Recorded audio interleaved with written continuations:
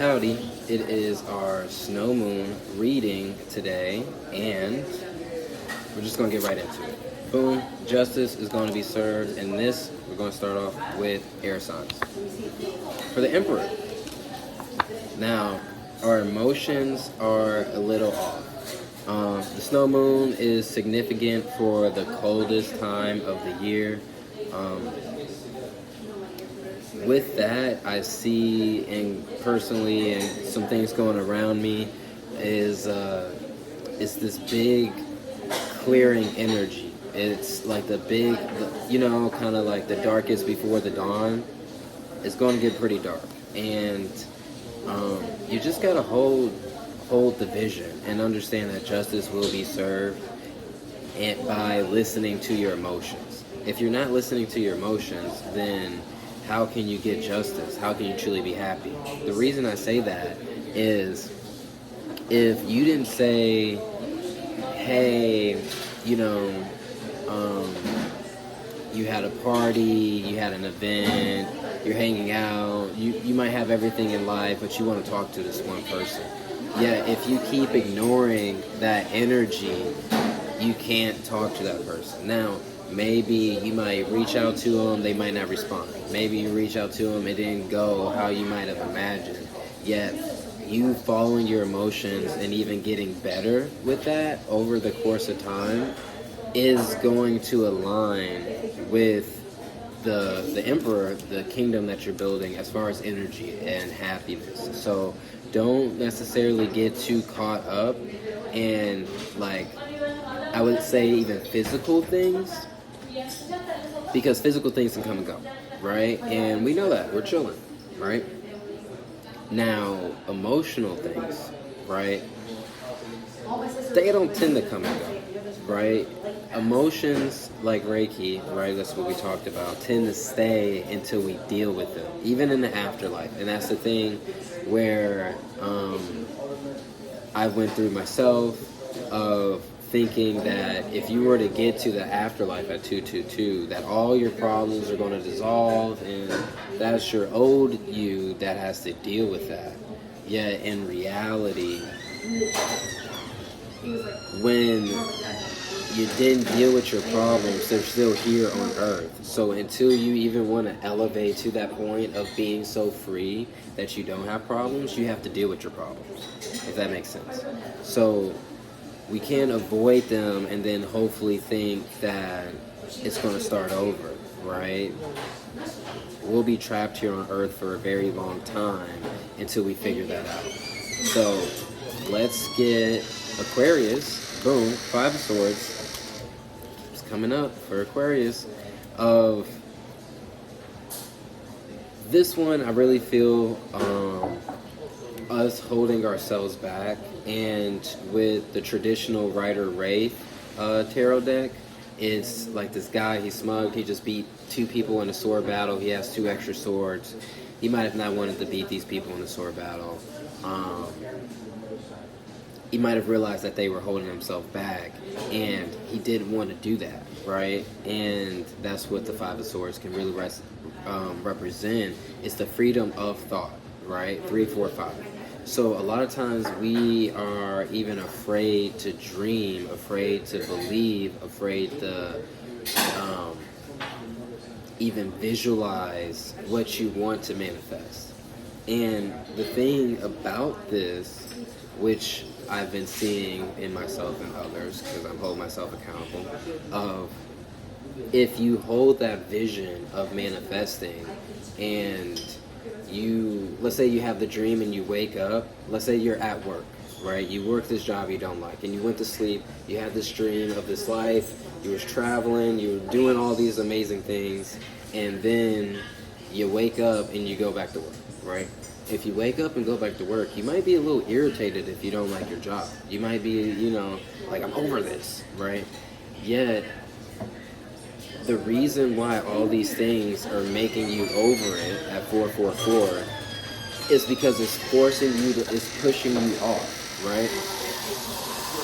It's technically, and you account for this with the Tower card of the fire, right? The fire, the building's burning, you get out, right? Unless you stay and go down with the fire. So are you going to stay and go down with this old life that you no longer want? It might have served you before. It might have like, yo, we got our first apartment, we got responsibility, we got this flow, all this stuff. Yet right now, though, we want to do something different. So Aquarius, dream big and let go. I think that's the thing. You can't fly if you're holding on to the tree. You feel me? So let's get one for Geminis. Ooh, 5 of Wands. That's really interesting. Are Libras going to be a 5?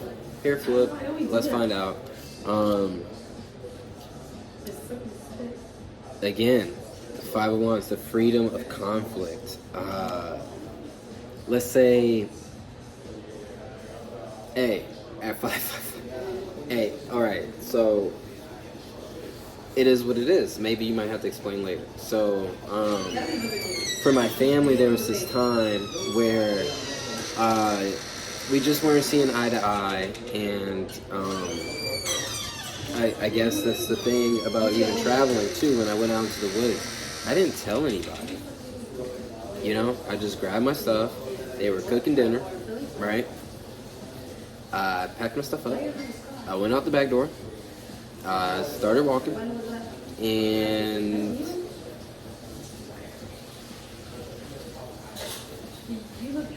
figured it out, you know?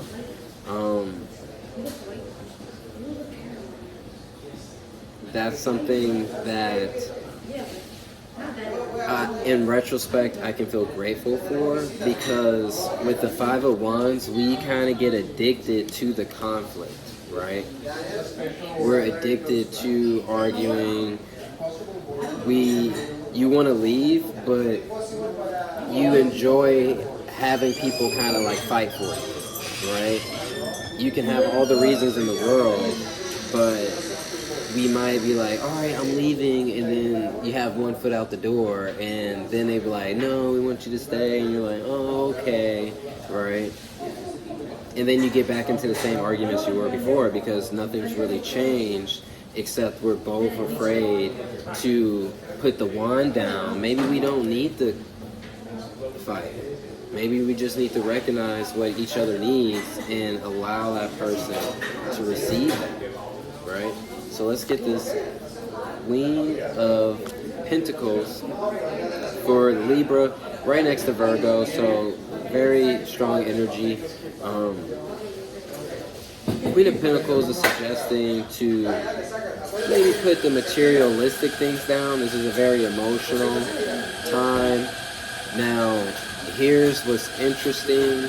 If you pay attention to interviews and all that stuff, everyone talks about money can't buy happiness. Well, actually it can. Now, money can't solve necessarily conflict. It can't, you know, if you had trauma before, you can't put money on top of your trauma, right? If you, let's say, with this society of men and women and this, that, and the other, and men can be shitty because men were paying for women to do things. But now women have their own money, so now you really have to show up, right? A guy can't just be like, oh, I'm the provider and you gotta listen to me. She'd be like, actually, I get paid more because I work this job now too, and it's like, I'm the provider now, right? So then it goes, oh, dang, now I actually have to show up energetically. I actually have to show up and be a good human being. That's crazy, right? So, as crazy as a concept this sounds, we have to put material things down and really show up for the heart. And that's something I've been realizing with the whole organization and the people I've been meeting over the past month or week, whatever it was, is you showing up with your heart. People would do anything for you. And the thing about it, the money's already there, the resources are already there. We're all saving up to buy land, but there's people sitting on hundreds of acres just looking for a friend. Alright, I rest my case for Libras, Geminis, and Aquariuses. It's not necessarily about the moolahs right now. It's about the heart. and you may be used to conflict. You may even expect it. But what if you just put it away and just did what you wanted to do? You know? The only person stopping you is you at that point, right? Boom. Listen to it. So that's our reading. If you would like to support, like, share, subscribe, you can donate.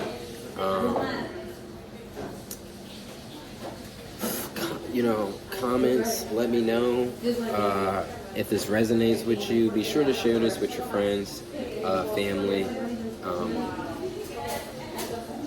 We've been getting really great responses from people who've received it in their signs and been like, thank you. So great responses. We're going to keep doing these no matter what's been changing with the Free Water network. We're going to make sure that we're bringing the spirit to you. So thank you guys. Till next time. Love and light. Stay woke.